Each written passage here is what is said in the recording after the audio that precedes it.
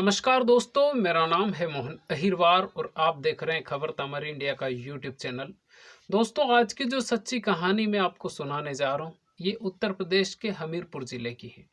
हमीरपुर ज़िले के उराई थाना क्षेत्र की ये कहानी है और ये दोनों पति और पत्नी दोनों ही पढ़े लिखे थे।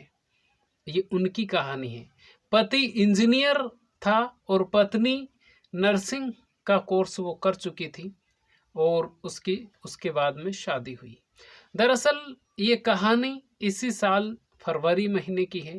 फरवरी महीने में ये कहानी सामने आई और उसके बाद में जीवन का एक ऐसा सच जो लोगों के सामने आया और आपने थंबनेल में पढ़ा ही है कि क्या हुआ। मैं पूरी कहानी में आपको डिटेल में समझाता हूँ।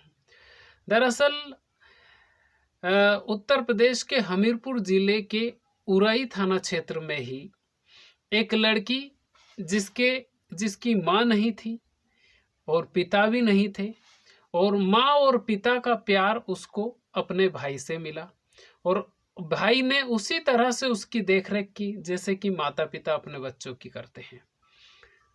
और भाई जो था वो सरकारी नौकरी करता था और सरकारी नौकरी करते हुए उसने भाई को अपनी बहन को बड़े लाड़ प्यार से पाला और उसके बाद में उसको नर्सिंग का कोर्स करवाया और उसके बाद में जब उसकी उम्र हो गई शादी के लायक तो उसने एक अच्छा लड़का देखा उसके हिसाब से और वो लड़का इंजीनियर था, उरई का रहने वाला था और उसने सोचा कि उसकी बहन इस जगह पर सेफ रहेगी और कुशल रहेगी और उसको किसी तरह की दिक्कत नहीं आएगी, तो उसी लड़के को चुनकर उसने शादी करने का फैसला कर लिया।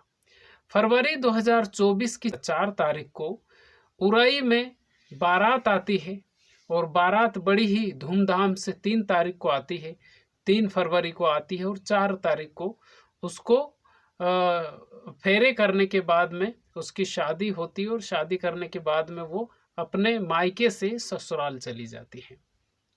ससुराल में जाने के बाद में उस लड़की का जो सुहागरात वाला क्योंकि हर लड़का और लड़की जो पति पत्नी होते हैं वो एक ऐसा मिलने का समय होता है जिसमें पति और पत्नी पहली बार मिलते हैं। जब पति और पत्नी पहली बार मिलते हैं तो सुहागरात यानी 4 तारीख को ही उसकी सुहागरात होना थी। वो 4 तारीख को अपने मायके से ससुराल गई थी।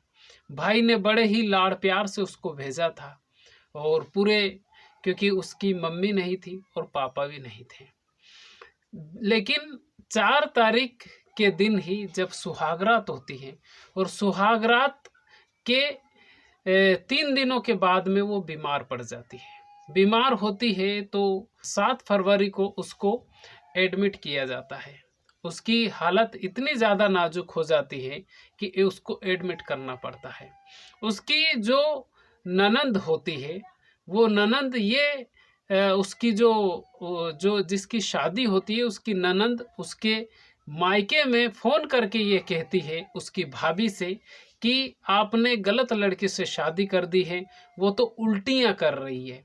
अब ये कानपुर गए हुए थे किसी शादी में उसके भैया और भाभी, वहाँ से सीधे जाते हैं उरई से अपनी बहन से वो मिलते हैं और एक प्राइवेट हॉस्पिटल में उसका इलाज करवाते हैं। जब इलाज करवाते हैं और जब उसकी हालत ठीक नहीं होती है तब उसका जो भाई होता है वो गायनोलॉजिस्टिक को बताता है, यानी जो स्पेशलिस्ट होते हैं उनको बताता है।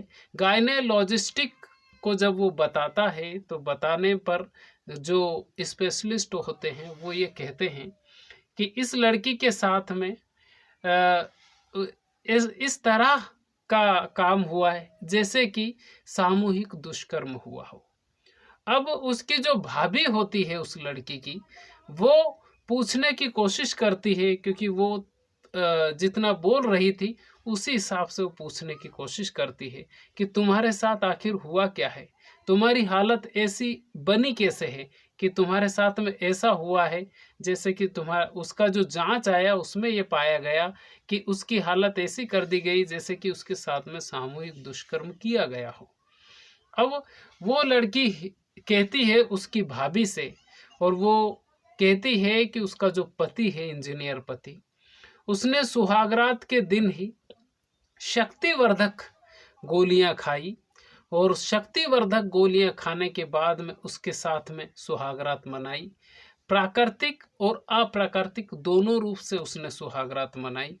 उसने मना भी किया, लेकिन उसका पति शक्तिवर्धक गोलियां उसने खा रखी थी, वो नहीं माना, और उसके बाद में उसकी 3 दिनों में ही ये हालत खराब हो गई। अब जब उस लड़की ने पूरा राज खोल दिया तो पूरा पर्दाफाश हो गया।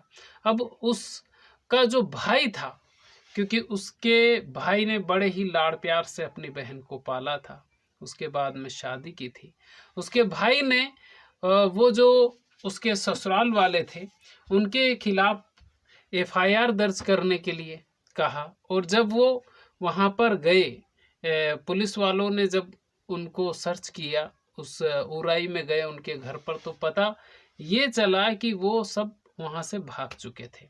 क्योंकि ये कहानी काफ़ी ज़्यादा पुरानी है, अब तो वो पकड़ा भी गए होंगे और शायद अभी तक तो जेल में भी गए होंगे।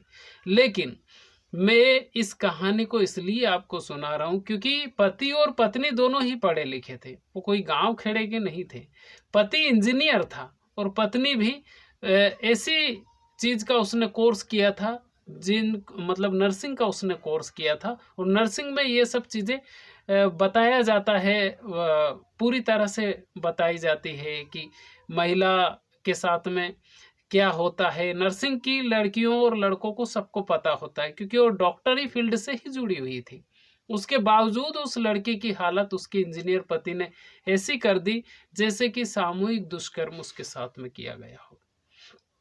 दोस्तों, आज के ज़माने में ऐसे कांड सामने आते रहते हैं, और ऐसे कांड, अब आप सोचिए कि वो दोनों ही, वो जो पति था वो इंजीनियर था, किसी कॉलेज से ही उसने इंजीनियरिंग की होगी, उसके बाद भी उसने ऐसी बेवकूफ़ी की और अपनी पत्नी को भी उसने नहीं छोड़ा।